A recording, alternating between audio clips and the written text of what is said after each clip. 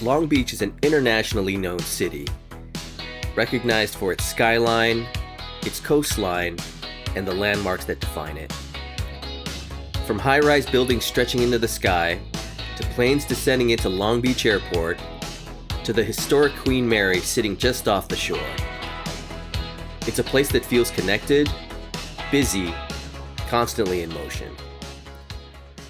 But if you head just a little further inland, away from the skyline, something unexpected starts to happen. The movement slows, the noise fades, and the version of Long Beach most people know starts to disappear. Welcome to Dorado Nature Center. It may look like untouched nature, but its story is something else entirely.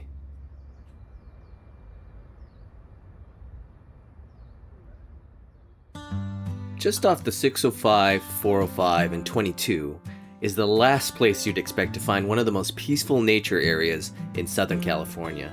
But that's exactly where you'll find Dorado Nature Center, surrounded by the city, but completely disconnected from it.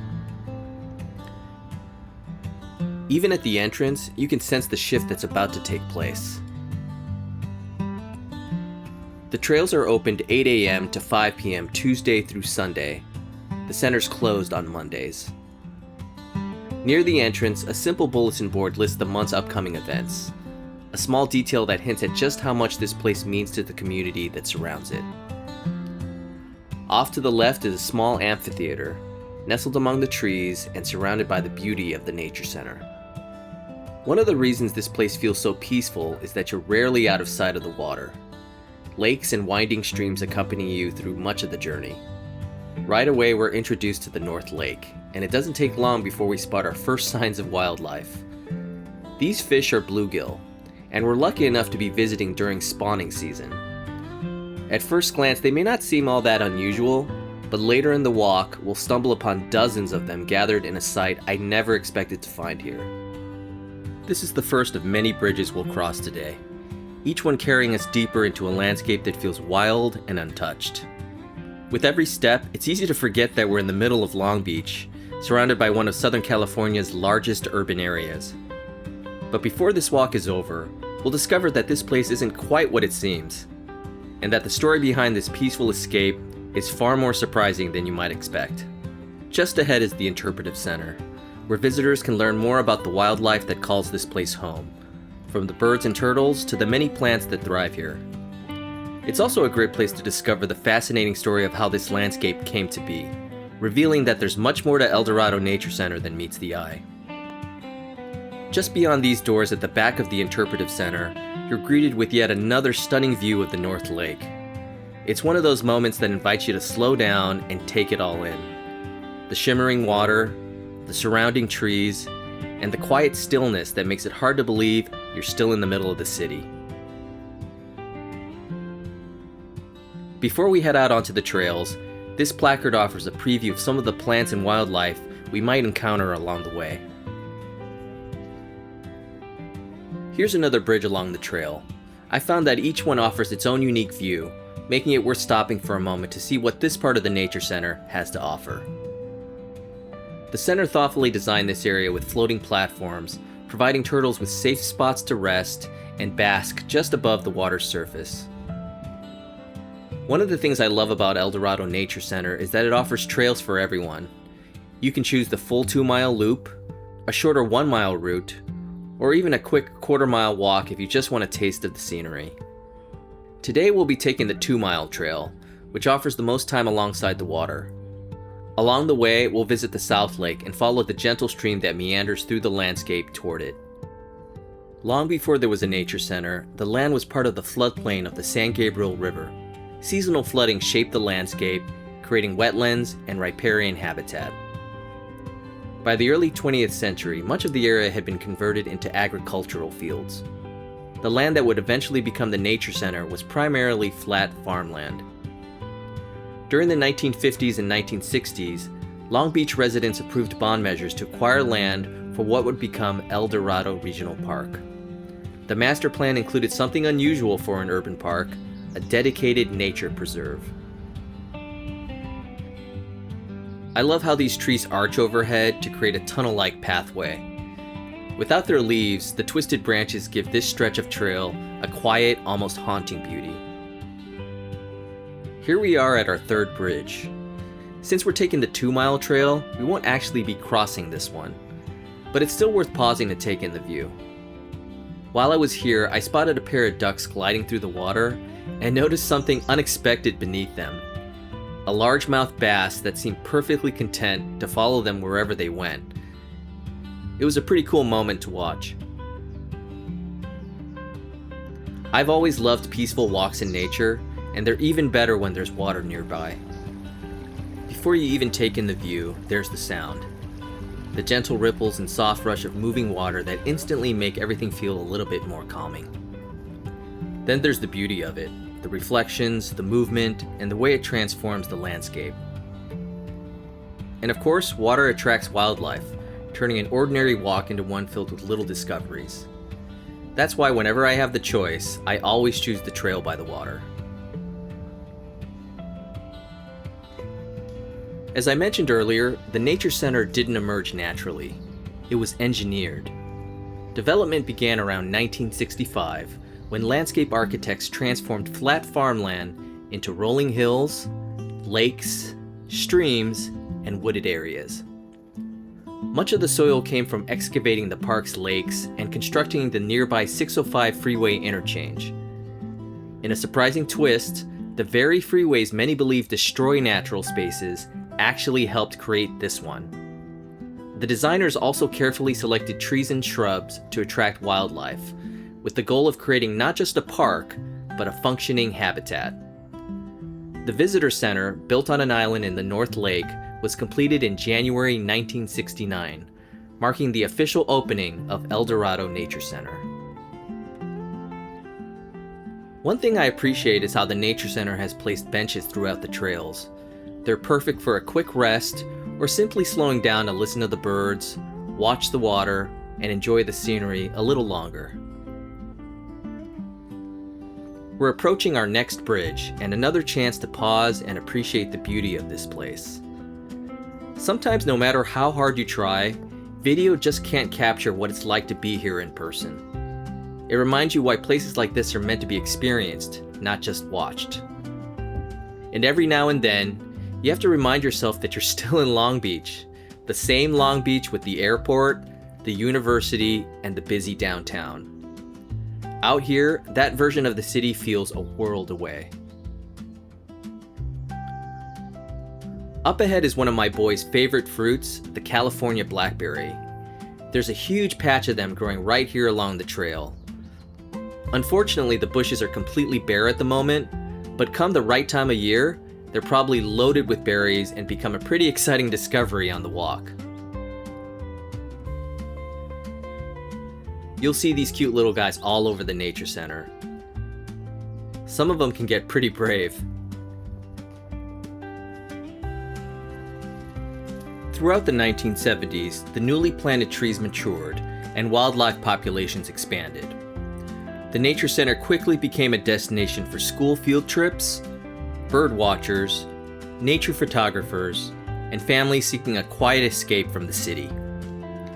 In 1978, a quarter-mile paved trail was added with support from the Uptown Kiwanis Club, making part of the Nature Center accessible to more visitors. Up ahead is another bridge and another great spot to pause and take in the view.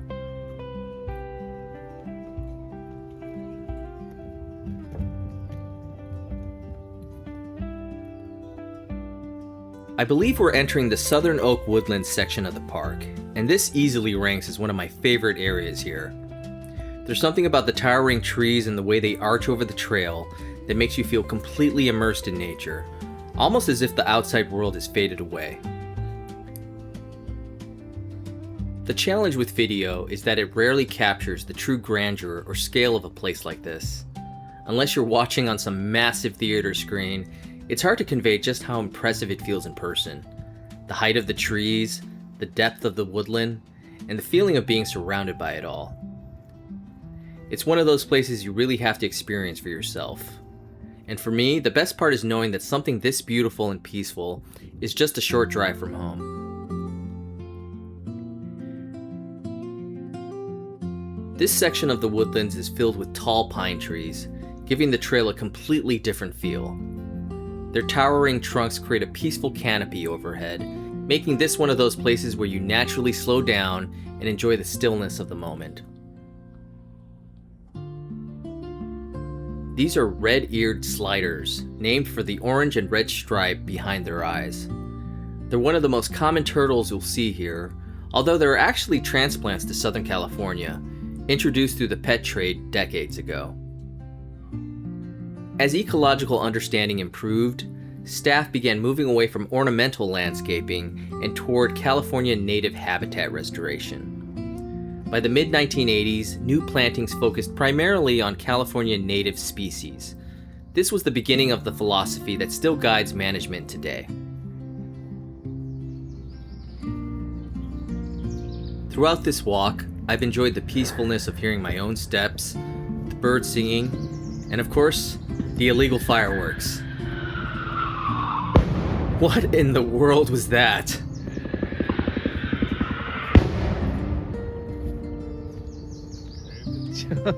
The Nature Center is next to a public park, and it looks like someone's setting off some big fireworks. Anyways, let's continue on the 2-mile trail. The 1990s were a pivotal decade for the Nature Center. In 1998, it was expanded by 11 acres with the addition of the restoration area, funded through Caltrans mitigation projects and county grants. The area was designed to represent Southern California habitats like oak woodland, chaparral, riparian forest, coastal sage scrub, and native grassland. Thanks to some viewer comments from my last video, I now know that this flower is called Matilaha poppy, otherwise known as the fried egg flower. Here's a drinking fountain thoughtfully placed along the trail, a welcome sight if you need a quick refresh before continuing on. I'm surprised that I haven't seen a lot of birds during my walk, but I can definitely hear them.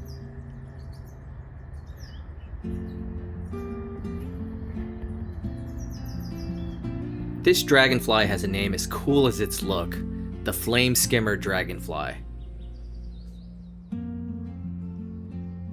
In 2003, the goal was to create habitat that more closely resembled Southern California ecosystems before urban development. A master plan was adopted that called for gradually replacing many remaining non-native plants with native species. The Nature Center continued growing its environmental education programs and volunteer efforts during this period. I wonder how many memories have been made on these bridges over the last 50 years. Parents pointing out turtles to their kids, couples out for a quiet walk, friends catching up after not seeing each other for a while. They're small moments, but they're often the ones that stay with us the longest. I haven't seen a lot of red today, so these berries really caught my eye. Anyone out there know what these are? This is California buckwheat, one of Southern California's most important native plants. Its tiny white flowers provide food for countless pollinators and help support the entire ecosystem around it. Whoa, these are some pretty cool looking trees out here. I'm not sure what this one is. I believe this one is a eucalyptus tree. It's quite a sight with most of its bark hanging off like that.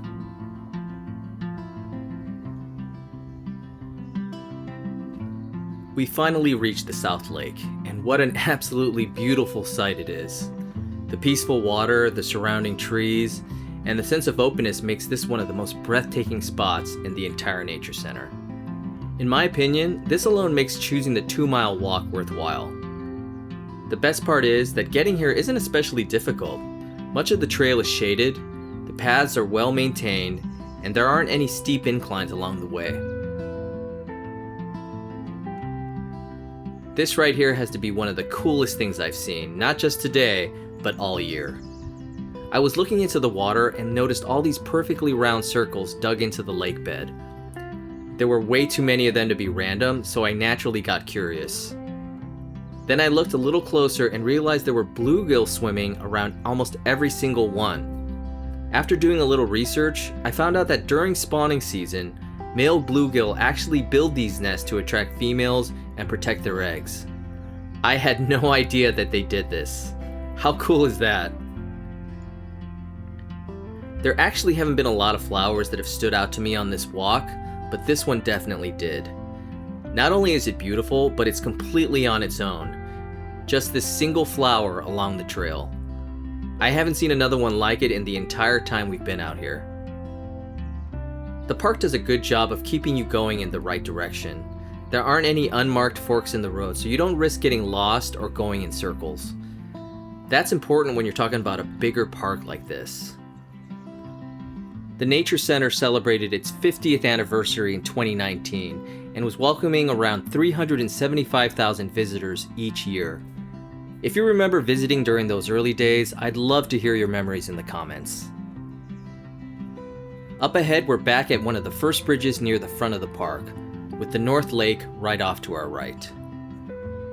As our walk comes to an end, it's remarkable to think about everything this place has been. A floodplain, farmland, and eventually a carefully crafted refuge in the middle of the city. For over 50 years, people have come here to slow down, reconnect with nature, and create memories with the people they love.